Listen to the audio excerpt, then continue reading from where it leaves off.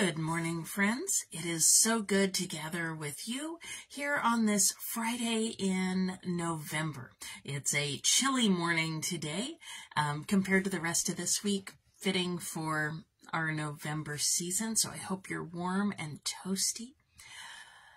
I have been thinking, with Thanksgiving coming up soon, about the practice of giving thanks. Now, sometimes that is something that almost feels like a burden.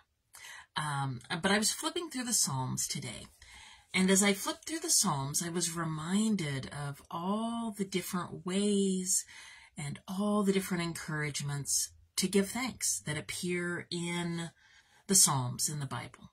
Sometimes thanks is described as giving praise. Other times it's explicit, like the beginning of Psalm 107 says, "Oh, give thanks to the Lord, for he is good. His steadfast love endures forever."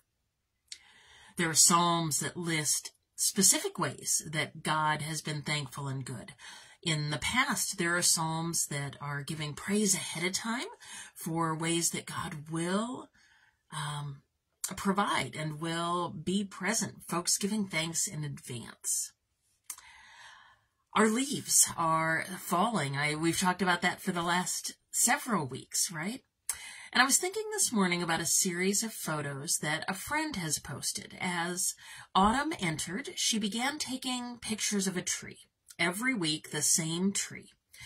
And it starts green, and then little by little, the leaves change to beautiful colors, and then they dropped away.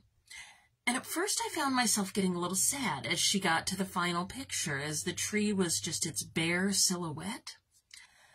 But then I went back and I looked at the pictures, again, in order. She had a post where she posted all of them in order as it went through its cycle of losing its leaves. And what I realized was at the beginning of the series, when all the leaves were in bloom, you could not see the twin steeples of a beautiful church behind it. But once the leaves started to drop, that view of the church and those steeples started to appear through. And by the final picture where the leaves had dropped, it's again a beautiful picture. The silhouette of the tree in front and then the steeples of the church in back. And it made me think about the way that sometimes the things that we're thankful for in life can be hidden behind the things that we are worried about, the things we're sad about, the things that we're maybe having trouble letting go of, but that often there is something behind it. There are things that coexist that are good, that are beautiful, that are wonderful. And too often, I think, in our culture especially, there tends to be this binary way of thinking that says, if you are worried or afraid or if something is going wrong, then it can't also be good and beautiful and joyful. We kind of separate those things out sometimes. There's a pressure to not realize how often in life the things that are good are woven in right alongside the things that are not. And many of us will probably have reminders of this next week as we go into the Thanksgiving holiday. Sometimes there is a pressure to make everything perfect. The table needs to be set so. The interactions with all of the whoever it is you gather with need to go smoothly. It needs to be a joyful time and playing games or doing whatever the thing is that your group of people does together. And we know that sometimes the potatoes are lumpy, right? Sometimes the turkey doesn't thaw, or we forgot to get it out. Sometimes the oven breaks and gets in the way. Sometimes travel delays keep the ones we love from being able to gather with us. Some years we're sick. Some years we're lonely. Some years it seems like there's not much to give thanks for because there has been a lot that has happened, that it's been a heavy, heavy season of one thing after another. And sometimes I think it's in those seasons that practice of giving thanks, not that sense of obligation, but the actual practice of sitting down and starting or standing up or doing whatever it is, laying in bed, but actually starting to make a list of all the things that are good, all the things that are calm, all the things that are not in need of fixing. It can help counter the lists that we sometimes keep running in our head of all the things that are going wrong, right? There are times where if somebody says, "How are you?" we're worried that if we don't just say, "Oh, fine," and immediately scurry off, we'll move into the list of the thing that's actually running through our mind, right? We might say, "Oh my gosh, well, the faucet is leaky and I just found out my friend has a new medical diagnosis and the dog is sick and the prices are going up," and our list just goes on and on. And sometimes we repeat that. And when we get to the end of the list and we can't think of anything else, we pop right back up to the beginning.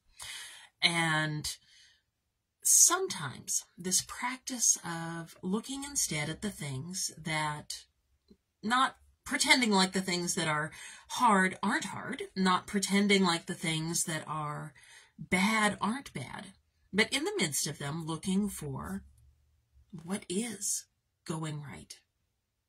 It's chilly in my room here today. Our temperatures have dropped outside, and this room is a little drafty, and so I sometimes, if I have to work in here for a long period, I have fingerless gloves that I keep right here in my drawer, easy to pull out. And so when I sense myself grumbling about the cold, maybe instead, on a good day, when I remember to do this, I actually pull out my gloves, right? And I pop them on, and they keep my hands nice and toasty. And I give thanks for the simple comfort of fingerless gloves. And maybe I go on and I give thanks for my hot morning drink that warms me up from the inside. And the fact that I've got a window that lets light in from outside. I give thanks for the fact that my heat is working. I have a little book that I bought a few years ago. It was supposed to be a 5-year journal, but it's wound up being much more than that because there have been stages I've forgotten to do it. And it prompts me to what's something that made me happy that day. And here the other day, there was a reminder of being so happy that the heat was finally fixed. And I remember, oh, that's right. There was this season several years ago that the heater had gone out, and it was one delay after another in getting it fixed. I probably blocked most of it from my memory, actually. But it's a reminder that I can give thanks for the fact that I have a heater that works. And sometimes that simple practice of just starting the things that you're thankful for. Again, knowing that those exist right in the middle of everything else. The author Kate Bowler, when she was learning to live with a chronic health condition and chronic pain, she started to refer to things as terrible, beautiful days, right? Acknowledging that some parts of it would be terrible and yet other parts would be absolutely beautiful. And so as we go into this next week, we'll only do daily videos Monday through Wednesday, and then we'll take a break on Thursday and Friday. So that's a great time. If you're wanting to dive in, feel free to dive into some of our past ones. But that sense of Thanksgiving. So what are you thankful for today? Maybe put something in the comments of something you're thankful for. It doesn't have to be anything huge. It can be something really small. And that is just as important as the huge ones. This is a poem, a prayer of thanksgiving. Thank you for constant rhythms, for returning cycles, for mysterious reappearances. Thank you for running fast and disappearing, for disappointment too sharp to be held. Thank you for messages beyond expectation, for learnings garnered without hope. Thank you for drifting sunsets and pregnant moon, for loose shoelaces and soft scents. Thank you for possibilities tense with tears and laughter. Thank you for the scratching underneath, revealing the shimmering dark. So what are you thankful for as we go into these days ahead? See what comes to mind. See what you notice when you look with maybe just a slightly different set of eyes. Give thanks to the Lord, for God is good, and God's steadfast love endures forever. Well, friends, we'll hope to see you this Sunday, either in person at the church or online. And I will see you again in 2 weeks.